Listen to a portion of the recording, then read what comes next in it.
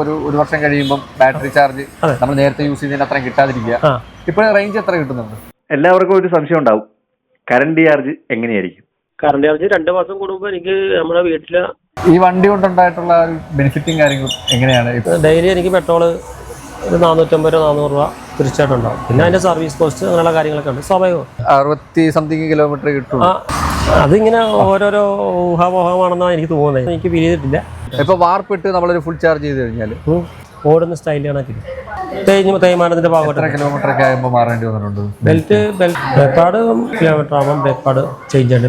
വണ്ടി 2 പ്രാവശ്യം വീണിട്ടുണ്ട് എന്നെ ഒന്ന്. ആ പെർഫോമൻസിന്റെ വെച്ച് നോക്കുകയാണെങ്കിൽ വണ്ടി മടുക്കും. സർവീസും കാര്യങ്ങളും സർവീസാണ് എനിക്ക് ഏറ്റവും പറയേണ്ട കാര്യം. കാരണം സൺഡേ പോലെ ഒഴിവാക്കാതെ എല്ലാ ദിവസവും 200 കിലോമീറ്ററിന്റെ മേളിൽ ഓടിക്കുന്നുണ്ട്. വേറൊരു വണ്ടിയെ പറ്റി ഞാൻ ഒരിക്കലും ആലോചിച്ചില്ല. വണ്ടി ടെസ്റ്റ് ഡ്രൈവിന് പോലും ഞാൻ പോയിട്ടില്ല. ഹായ് ഫ്രണ്ട്സ്, ഇന്ന് നമ്മുടെ ഒപ്പം ഉള്ളത് ഒരു പ്രത്യേക വ്യക്തിയാണ്. പ്രത്യേക വ്യക്തി എന്നല്ല, നമ്മൾ സത്യത്തിൽ പ്രത്യേക ആ വണ്ടിയാണ് നമ്മുടെ കൂടെ ഉള്ളൊരു പ്രത്യേകത.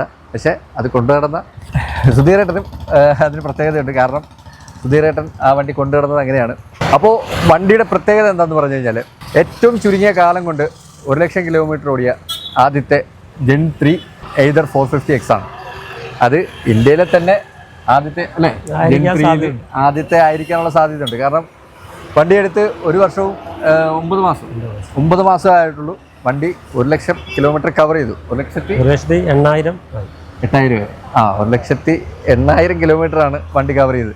അപ്പോൾ അതിൻ്റെ ബാക്കി കാര്യങ്ങൾ നമുക്ക് ആളോട് തന്നെ ചോദിക്കാം. എപ്പോഴാണ് വണ്ടി എടുത്തത്? എത്ര നാളായി വണ്ടി എടുത്തിട്ട്? 1 വർഷം 9 മാസം. ആ ഡേറ്റ് ഓർമ്മയുണ്ടോ? ഡേറ്റ് സെപ്റ്റംബർ 11 സെപ്റ്റംബർ 11 ഒക്ടോബർ ആയിരിക്കും. 2022 വണ്ടി എന്താ ചെയ്യുന്നത്? ഞാൻ ഹോം ഡെലിവറി ആയിട്ട് മീനും മീറ്റും അങ്ങനെയുള്ള പരിപാടി വാട്സപ്പ് ഗ്രൂപ്പ് വഴി അവിടെയൊക്കെ നമ്മുടെ ഗ്രൂപ്പുള്ള ആണല്ലേ. അപ്പം അതിന് നല്ല മീൻ ഫിഷ് ഗ്രൂപ്പ് എന്നാണ് അതിന്റെ പേര്. അപ്പോൾ അതിലൂടെ ഫിഷ് ഉണ്ട്, മീറ്റ്, ചിക്കൻ അങ്ങനെ ഐറ്റംസ് ഒക്കെയാണ് വിൽക്കുന്നത്. അപ്പോൾ അതിന് വേണ്ടിയിട്ട് എനിക്ക് വണ്ടി ആവശ്യമുണ്ട്. ഒരു ഏത് വണ്ടി ആണെന്ന് ഒരു 100-125 കിലോമീറ്ററോളം ഡെയിലി ഉപയോഗം ഉണ്ടായിരുന്നു. അപ്പോൾ അതിന് വേണ്ടിയിട്ട് നമ്മുടെ ഡെലിവറി നമ്മുടെ ആവശ്യത്തിന് വേണ്ടിയിട്ട് തന്നെ എടുത്താണ്. നമ്മുടെ പണി അത് തന്നെ. അപ്പോൾ നമ്മളത് വണ്ടി ഓട്ടം ഉണ്ട്, വേറൊരു വണ്ടിയും കൂടെ ഉണ്ട്. അപ്പോൾ ഈ വണ്ടി എടുക്കാനുണ്ടായ കാരണം അത് ഈ നമ്മുടെ ലാഭം തന്നെ. പെട്രോളിന് അമിത ചാർജ് ആയിട്ട് 450 രൂപ ഡെയിലി ചാർജ് ആവുന്നത്. അപ്പോൾ ആ രീതിയിലാണെന്നെങ്കിൽ ഇലക്ട്രിക് വണ്ടി എടുക്കാം, അതുകൊണ്ട് ആദായം ഉണ്ടാകുന്ന വെച്ചിട്ടാണ് എടുത്തത്. എടുത്തു കഴിഞ്ഞപ്പോൾ വളരെ സന്തോഷം തന്നെ. വളരെ സന്തോഷം. ഇത്ര നാൾ വണ്ടി ഓടിച്ച് ഇപ്പോഴും കണ്ടിന്യൂ ആയിട്ട് ഇത്ര കിലോമീറ്റർ ആയാലും ശരി, അത് ഇത്ര കിലോമീറ്റർ ആയെന്ന് എനിക്ക് ഫീൽ ചെയ്തിട്ടില്ല. അതേ പെർഫോമൻസ് തന്നെ, അതേ സൗകര്യം, എനിക്ക് സന്തോഷമായിട്ട് വണ്ടി ഇപ്പോഴും ഡ്രൈവ് ചെയ്യുന്നു. ആൾക്കാർ പലരും ഓർക്കുന്ന ഒരു കാര്യം എന്ന് പറഞ്ഞാൽ, ഇത്രയും കിലോമീറ്റർ പോടി ഇപ്പം നമ്മൾ ഒരുപാട് പ്രാവശ്യം ചാർജ് ചെയ്തിട്ടുണ്ട്. ഇലക്ട്രിക് വണ്ടിയിൽ ചാർജിങ് ഇപ്പോൾ കണ്ടിന്യൂസ് ആയിട്ട് ഇപ്പോൾ ചാർജ് ചെയ്യുന്നത് കൊണ്ടിട്ട് ബാറ്ററി വീക്കാവും എന്നുള്ളതാണ് ഈ നോർമലിയുള്ള ആൾക്കാർ. അതൊന്നും വിദഗ്ധർ പറയുന്ന അഭിപ്രായമൊന്നുമല്ല. അതിങ്ങനെ ഓരോരോ ഊഹാപോഹമാണെന്നാണ് എനിക്ക് തോന്നുന്നത്. എനിക്കത് ഡീറ്റെയിൽ ആയിട്ടൊന്നും എനിക്കത് എൻ്റെ അറിവിൽ ആരും പറഞ്ഞു കേട്ടില്ല. പിന്നെ കാണുന്ന പരിചയപ്പെടുന്ന ഇതിനെപ്പറ്റി ചോദിക്കുന്ന ആൾക്കാർ പറയുന്നു. പക്ഷെ എൻ്റെ അനുഭവത്തിൽ അല്ല, ഇത് നമ്മുടെ എയ്തറിനെ കുറിച്ചൊരു കംപ്ലൈന്റ് അല്ല.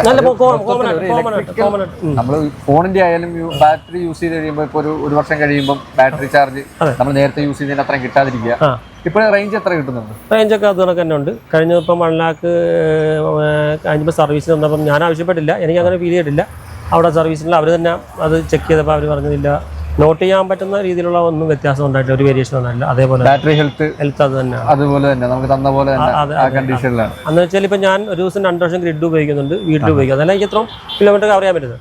പിന്നെ ഇത്രയും കിലോമീറ്റർ ഉണ്ടെങ്കിൽ നമുക്ക് അത്രമാത്രം മര്യാദക്ക് തോന്നി വളരെ ഫാസ്റ്റായിട്ട് തന്നെയൊക്കെ തന്നെ ഓടും. ഇപ്പം ഈ പറയുന്ന ഇലക്ട്രിക് വണ്ടി ഇങ്ങനെ ഉപയോഗിക്കുന്നതിന് നേരെ വിപരീതമായിട്ടാണ് ഞാൻ ഉപയോഗിക്കുന്നത്. എൻ്റെ അങ്ങനെ. പക്ഷെ എന്നിട്ട് പോലും നമുക്ക് ഇത്രയായിട്ട് ഒരു കുഴപ്പമോ പകരം എനിക്ക് തോന്നിയിട്ടില്ല, ഉണ്ടായിട്ടില്ല. മാക്സിമം എത്ര സ്പീഡ് വരെ കയറിയിട്ടുണ്ട്? മാക്സിമം നമ്മളിപ്പോൾ നമ്മുടെ റോഡിലേക്ക് മാക്സിമം നമുക്ക് 60, 65, 78, 70 മാക്സിമം. അത്ര അതിൻ്റെ അപ്പുറത്തേക്കും പോകാൻ പറ്റത്തില്ല. ചില സമയത്തൊക്കെ വളരെ കിട്ടിയതുകൊണ്ടൊക്കെ എനിക്ക് അത്രയും സ്പീഡിലൊക്കെ പോകേണ്ടി വരും. എന്നാലേ എനിക്ക് നമ്മുടെ പണി ഇത്രയും കിലോമീറ്ററൊക്കെ കവർ ചെയ്യാൻ ഒരു ദിവസം ഓരോ കസ്റ്റമറുടെ അടുത്ത് അതേപോലെ സ്പീഡ് യൂസ് ചെയ്യുന്നു. ലോങ് എത്ര വരെ പോയിട്ടുണ്ട്? ലോങ് ട്രിപ്പാണ് വണ്ടിയും കൊണ്ട്. എറണാകുളം അങ്ങനെയാണ്. എനിക്ക് ഇവിടെ കൂടുതലും ഉള്ള നമ്മുടെ ഇവിടെ തന്നെ ടൗണിൽ തന്നെ ഉള്ള പണ്ണഞ്ചേരി ടു അമ്പലപ്പുഴ, ഇതാണ് നമ്മുടെ ഏരിയ. ലോങ് മുമ്പ് പോകുവാണ്. ഇപ്പം അങ്ങനെ ലോങ്ങിൽ ഈ വണ്ടിക്ക് പോകാനില്ല. ഇപ്പം വളരെ സുഖമായിട്ട് പോവാം. ഗ്രിഡ് ഉള്ളതുകൊണ്ട് എല്ലായിടത്തും ഓരോ ടൗണിലും 4-5 എണ്ണം ഓളം എല്ലാ ടൗണിലും ഉള്ളത് കൊണ്ട് ഈസി ആയിട്ട് പോവാം. പിന്നെ എനിക്ക് അതിൻ്റെ ആവശ്യം ഉണ്ടായിട്ടില്ല. അതുകൊണ്ട് നോക്കിയിട്ടില്ല. പിന്നെ ഡെയിലി എത്ര കിലോമീറ്റർ ഓടാറുണ്ട്? ഇതിന് മിനിമം 200 കിലോമീറ്റർ മുതൽ 250 ഒരു ദിവസം. അപ്പം 298 കിലോമീറ്റർ വരെയൊക്കെ ഞാൻ ഓടിയിട്ടുണ്ട് ഒരു ദിവസം. അതും ചിലപ്പോൾ റെക്കോർഡായിരിക്കും, കാരണം അങ്ങനെ കണ്ടിന്യൂസ് ആയിട്ട് ആരും ചെയ്യാറില്ല. ഒരു 400 കിലോമീറ്റർ ഓടിയിട്ടുണ്ട്. അത് വെച്ചാൽ അത് വണ്ടി ടെസ്റ്റ് ചെയ്ത് കഴിഞ്ഞിട്ട് ആ ഒരു ടൈമിൽ 400 കിലോമീറ്റർ ലൈവ് റൺ ചെയ്തിട്ട് അല്ലല്ല, ഇത് ഒറ്റ ചാർജിലല്ല കേട്ടോ. അല്ല, ഒറ്റ ചാർജിലല്ല, ഒരു ദിവസം അതെ 400 കിലോമീറ്റർ കവർ ചെയ്തിട്ടുണ്ടെന്നുള്ളതാണ് ഞാൻ കേട്ടിട്ടുള്ളത്. എനിക്ക് അതിനെക്കുറിച്ച് ആധികാരികമായിട്ടുള്ള അറിവില്ല, എന്നാലും ഞാൻ പറഞ്ഞു. ഞാൻ കേട്ടിട്ടുള്ളത് അങ്ങനെയാണ്. വണ്ടി ഞാനും ഒരു വണ്ടി എടുത്തിട്ടുണ്ട്, എൻ്റെ റൈഡർ. നമുക്കതിന്റെ കിലോമീറ്ററും കാര്യങ്ങളും ഒന്ന് നോക്കാം.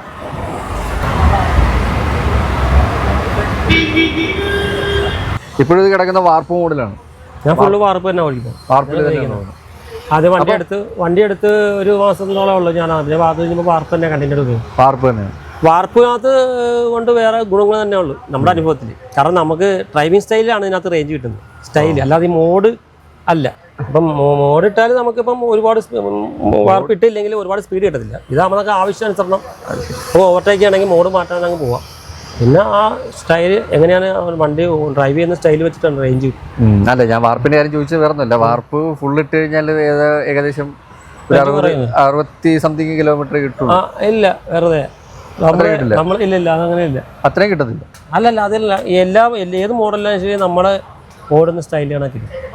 ഏത് മോഡലിട്ട് ഇപ്പൊ വാർപ്പിട്ട് നമ്മളൊരു ഫുൾ ചാർജ് ചെയ്ത് കഴിഞ്ഞാൽ നമുക്ക് 100 എത്ര കിലോമീറ്റർ കിട്ടും? 100 കിലോമീറ്റർ കിട്ടും.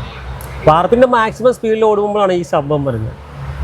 വാർപ്പിന് ലിമിറ്റ് സ്പീഡ് ഉണ്ടല്ലോ, എത്ര സ്പീഡ്, ആ സ്പീഡിൽ പോവുകയാണെങ്കിൽ ശരിയാണ് ഈ 65 കിലോമീറ്റർ കിട്ടത്തുള്ളൂ. നേരെ മറിച്ച് വാർപ്പ് ഇട്ടിട്ട് നമ്മൾ 40 പോവുകയാണ് അല്ലെങ്കിൽ 45 പോവുകയാണ്, റീജനൊക്കെ ഉപയോഗിക്കുകയാണെങ്കിൽ ഫുള്ള് 140-130 കിട്ടും. റീജനൊക്കെ മാക്സിമം ഉപയോഗിച്ചിട്ടാണ് ഓടിക്കുന്നത്. കാരണം നമ്മളങ്ങനെ യൂസ് ചെയ്യാറില്ല. കാരണം നമ്മൾ നോക്കുമ്പോൾ പിന്നെ ഇതിന്റെ അത് കാണിക്കുന്നത് 52. അത് വാർപ്പിന്റെ ലിമിറ്റ്. വാർപ്പിന്റെ ഫുൾ ടോറിൽ വെച്ച് ഓടിക്കുവാണെങ്കിൽ അത്ര കിട്ടും. മോട്ടോർ ഫുൾ പവർ എടുത്ത് നമ്മൾ അങ്ങനെ ആ രീതി യൂസ് ചെയ്യുകയാണെങ്കിൽ. അല്ലാതെ ഇപ്പം ഈ വാർപ്പ് ഇട്ടെന്ന് പറഞ്ഞിട്ട് നമ്മൾ 50 പോയാറ് 40 പോയാറൊന്നും റേഞ്ച് കുറയത്തില്ല. റേഞ്ച് നമുക്ക് ഈ എക്കോയ്ക്ക് കിട്ടുന്ന തന്നെ അത് അത്രയും തന്നെ കിട്ടും. അതെനിക്കൊരു പുതിയ അറിവാണ്, എനിക്കറിയില്ല. ഓക്കെ, അതെ, നമ്മളങ്ങനെ നോക്കിയിട്ടില്ല. ഒരുപാട് യൂസ് ചെയ്യുന്നില്ലെന്ന് തോന്നുന്നു വണ്ടി അല്ലേ? ഉണ്ട്, വൈഫിന് വേണ്ടിട്ട് എടുത്ത വേറെ ആളാ ഉപയോഗിക്കുന്നത്. അപ്പൊ നമുക്കത് മനസ്സിലാവും. കാരണം ഇതിപ്പം നമുക്ക് ഒരു ലോറി അല്ലെങ്കിൽ ഒരു വണ്ടി നമുക്ക് ഓവർടേക്ക് ചെയ്യണം. അപ്പൊ നമ്മളെന്താ നമ്മൾ ആദ്യം സ്ട്രെയിൻ ചെയ്യും, ആക്സിഡന്റ് കേറാതാകുമ്പോഴാണ് നമ്മൾ മോഡ് മാറ്റുന്നത്. അപ്പൊ അത്രയും പവർ വേസ്റ്റ് ആയി, ഗെയിമും പോയി. ഇതാകുമ്പോ അങ്ങനത്തെ വിഷയമില്ല.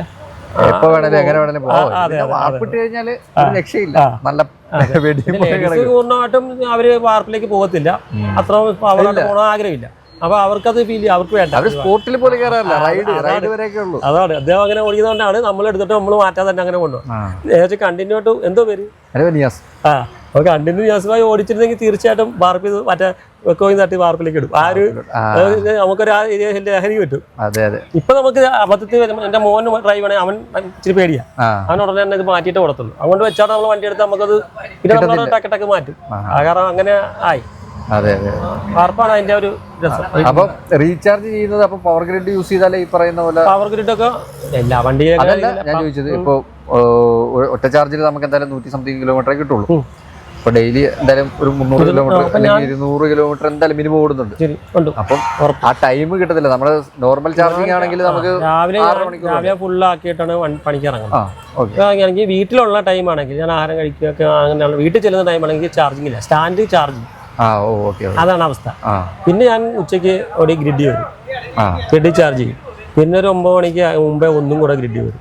2 പ്രാവശ്യം ഗ്രിഡ് ഉപയോഗിക്കും ഒരു ദിവസം. അപ്പൊ നമുക്ക് ഈ വണ്ടി കൊണ്ടുണ്ടായിട്ടുള്ള ഒരു ബെനിഫിറ്റും കാര്യങ്ങളും എങ്ങനെയാണ്? ഇപ്പോൾ ഒരു പെട്രോൾ വാഹനം ഇപ്പൊ യൂസ് ചെയ്തിട്ടുള്ള പെട്രോൾ വാഹനം ആയിരുന്നെന്ന് പറഞ്ഞു. അപ്പൊ അത് ഉപയോഗിച്ചുകൊണ്ടിരുന്നപ്പോൾ ഉണ്ടായത് ഇപ്പൊ ഈ വണ്ടി കൊണ്ടുണ്ടായിട്ടുള്ള ലാഭവും പറയാം. ഞാൻ ഇതിനു മുമ്പേ ഒരു 5-6 വണ്ടി പല കമ്പനിയുടെ ഉപയോഗിച്ചിട്ടുണ്ട്. അതൊക്കെ എന്തായാലും ഒരു ഡെയിലി എനിക്ക് പെട്രോള് ഒരു 450-400 രൂപ തീർച്ചയായിട്ടും ഉണ്ടാവും. പിന്നെ അതിൻ്റെ സർവീസ് കോസ്റ്റ് അങ്ങനെയുള്ള കാര്യങ്ങളൊക്കെ ഉണ്ട്, സ്വാഭാവികം. വേറെ പ്രത്യേകത എന്നാൽ ഒരു 35,000-40,000 കിലോമീറ്റർ ആകുമ്പം നമുക്കൊരു വണ്ടി ആ പെർഫോമൻസിൻ്റെ വെച്ച് നോക്കുകയാണെങ്കിൽ വണ്ടി മടുക്കും, ചെയ്യുന്നതാണോ എഞ്ചിൻ പണി അങ്ങനെയുള്ള പ്രശ്നങ്ങൾ. വണ്ടി ചേഞ്ച് ചെയ്യണം, പുതിയ മോഡലിലേക്ക് നമ്മൾ ആഗ്രഹിക്കും. ഇത് കൊടുത്തിട്ട് വാങ്ങണം. അങ്ങനെയാണ് മിക്കവാറും വണ്ടി ഒരു 50,000 കിലോമീറ്റർ ഓടുമ്പോൾ തന്നെ വണ്ടി കൊടുക്കും, പുതിയ വണ്ടി എടുക്കും. അങ്ങനെയാണ് കണ്ടത്. ഏതായിരുന്നു മുമ്പ് യൂസ് ചെയ്തിരുന്ന വണ്ടി ഏതൊക്കെയായിരുന്നു? ടി വി എസിൻ്റെ ഇതുണ്ട്, പിന്നെ സ്പ്ലെൻഡർ ഉപയോഗിച്ചിട്ടുണ്ട്, പിന്നെ ആക്റ്റീവ ഉപയോഗിച്ചിട്ടുണ്ട്. ഈ 100cc വണ്ടികൾ ഉപയോഗിച്ചിട്ട് 450X ഉപയോഗിച്ചിട്ട് എങ്ങനെയാണ്? ഏറ്റവും കംഫർട്ട് എന്നത് ഞാൻ 200 കിലോമീറ്റർ, മറ്റത് ആ വണ്ടിയിലൊക്കെ ചിലപ്പോൾ എറണാകുളത്ത് പോലെ എന്തെങ്കിലും അത്യാവശ്യം ലോങ് ആയിട്ടൊരു 10-75 കിലോമീറ്റർ വൺ സൈഡോ പോയിട്ട് വരുവാണെങ്കിൽ അന്നത്തെ ദിവസം എൻ്റെ പിറ്റേ ദിവസം പല ക്ഷീണമായിരിക്കും ചെറിയ. നമുക്ക് അതിൻ്റെ ഒരു സ്ട്രെയിൻ എന്താണെന്ന് ഉണ്ടാവും. പക്ഷെ ഇപ്പോൾ ഞാനിത് എല്ലാ ദിവസവും സൺഡേ പോലെ ഒഴിവാക്കാതെ എല്ലാ ദിവസവും 200 കിലോമീറ്ററിൻ്റെ മേളിൽ, അതാ അതിൻ്റെ കംഫർട്ട്. കാരണം വണ്ടി അത്രമാത്രം നമുക്ക് കംഫർട്ടാണ്. അതാണ് ഇന്നും ഞാൻ അന്ന് വാങ്ങിച്ച അതേ ഹരത്തോടെ തന്നെ, ആ സ്നേഹത്തോടെ തന്നെ വണ്ടി ഓടിക്കുന്നുണ്ട്. വേറൊരു വണ്ടിയെ പറ്റി ഞാൻ ഒരിക്കലും ആലോചിച്ചില്ല. വണ്ടിയെ ടെസ്റ്റ് ഡ്രൈവിന് പോലും ഞാൻ പോയിട്ടില്ല. ഈ വണ്ടി എടുത്ത് വണ്ടിക്ക് നമുക്ക് ഇതുവരെ ഉണ്ടായിട്ടുള്ള മെയിൻ്റനൻസ് എത്ര രൂപയുടെ പണിയൊക്കെ? എത്ര രൂപയുടെ നല്ല പീരിയോഡിക് സർവീസ് ഉള്ളതാണ്, എല്ലാ 5000-ലും സർവീസ് ഉള്ളതാണ്. ഞാൻ എടുത്ത സമയത്ത് എനിക്ക് അന്ന് ഒരു സർവീസ് പാക്കേജ് കൊടുക്കുന്നുണ്ട് കസ്റ്റമറിന്. 2999 രൂപയ്ക്ക് ഒരു വർഷത്തേക്കുള്ള സർവീസാണ്. എനിക്കത് 12-13 സർവീസ് ഫ്രീ ആയിട്ട് കിട്ടിയിട്ടുണ്ട്. ഏറ്റവും കൂടുതൽ അതെ അത് ഏറ്റവും കൂടുതൽ പിന്നത്തെ കാര്യം. പിന്നെ 350 രൂപ വരുന്ന സർവീസ്. പിന്നെ അത് ഈ അടുത്ത കാലത്ത് 700 ചില്ലാനം രൂപ. പിന്നെ നമ്മൾ മാറുന്ന ബ്രേക്ക് പാഡ്, ബെൽറ്റ് മാറും. അതൊക്കെ നമ്മൾ സ്വാഭാവികമായിട്ടും തേയ്മാനത്തിന്റെ ഭാഗമായിട്ട്. കിലോമീറ്റർ ഒക്കെ ആകുമ്പോൾ മാറേണ്ടി വന്നിട്ടുണ്ട്. ബെൽറ്റ് 40,000 കിലോമീറ്റർ ഒക്കെ ആകുമ്പോൾ മാറേണ്ടി വരും. ബ്രേക്ക് പാഡ് 6000-7000 കിലോമീറ്റർ ആകുമ്പോൾ ബ്രേക്ക് പാഡ് ചേഞ്ച് ചെയ്യേണ്ടി. ബെൽറ്റ് പിന്നെ 1 വർഷം ബെൽറ്റ് പുള്ളി മാറേണ്ടി വരും. അതൊരു 85,000 കിലോമീറ്റർ ആയപ്പോഴും. വേറെ പറയത്തക്ക കാര്യങ്ങളൊന്നും പിന്നെ വണ്ടിക്ക് ഫിസിക്കലായിട്ട് വേറെ ഒന്നുമില്ല. വണ്ടി കംഫർട്ടായിരുന്നു. ടയർ ടയർ 18-20, അതിൻ്റെ ഇടയ്ക്ക് ബാക്ക് ടയർ മാറണം. ഫ്രണ്ട് കിട്ടുന്ന മൈലേജ് 40,000 കിലോമീറ്റർ അടുത്താകുമ്പോൾ ഫ്രണ്ട് ടയർ മാറിയിട്ടുണ്ട്. അല്ലാതെ നമ്മൾ അപ്രതീക്ഷിത, ഇതൊക്കെ നമുക്ക് അറിയാവുന്ന കാര്യങ്ങളാണ്. അപ്രതീക്ഷിതമായ വണ്ടിക്ക് യാതൊരു തകരാറ് ഇത്ര നാളായിട്ട് ഉണ്ടായിട്ടില്ല. ഇത്രയും നാള് ഇപ്പൊ യൂസ് ചെയ്തിട്ട് കളർ ഫെയ്ഡ് ആയിരിക്കുകയോ തോന്നിയിട്ടുണ്ടോ? ഇല്ലില്ല, അങ്ങനെ ഒന്നും ഇല്ലില്ല. അല്ല വേറെ ഒന്നല്ല, ഇപ്പൊ ഡെയിലി ഇപ്പൊ ഇത്രയും യാത്ര ചെയ്യുമ്പോൾ എന്തായാലും തീർച്ചയായിട്ടും നടക്കും. അതെ, വണ്ടി 2 പ്രാവശ്യം വീണിട്ടുണ്ട് എൻ്റെ അന്ന്. അതാണ് അത്. എന്നിട്ട് പോലും നല്ല രീതിയിൽ വീണിട്ട് എൻ്റെ കാലിന് പരിക്ക് പറ്റിയിട്ട് പോലും വണ്ടിക്ക് ഒരു പ്രാവശ്യം ഒരു പൊട്ടലുണ്ടായിട്ടില്ല. ചെറിയൊരു പൊറലുണ്ടാകുന്നത്. അതിൻ്റെ ഫൈബറൊക്കെ നല്ല ഫസ്റ്റ് ക്വാളിറ്റി. അത് മാറേണ്ടി, അത് പൊട്ടുകയോ അതിന് മാറേണ്ടി ഒന്നും ചെയ്യില്ല. ഒരു കാലം വണ്ടി വാങ്ങിച്ചിട്ട് മാറത്തില്ല. വാഹനം ഇപ്പോൾ വീട്ടിൽ കുത്തിയിടുന്നുണ്ട്. പറ്റുമ്പോഴൊക്കെ വണ്ടി സ്റ്റാൻഡിൽ വെച്ച് കഴിഞ്ഞാൽ നേരെ ചാർജിങ്ങിനാണ് ആയിരിക്കും എന്ന് പറഞ്ഞു.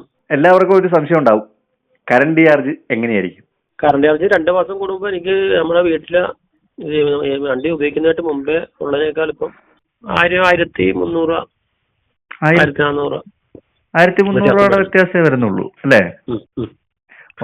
മാക്സിമം 1500 രൂപ.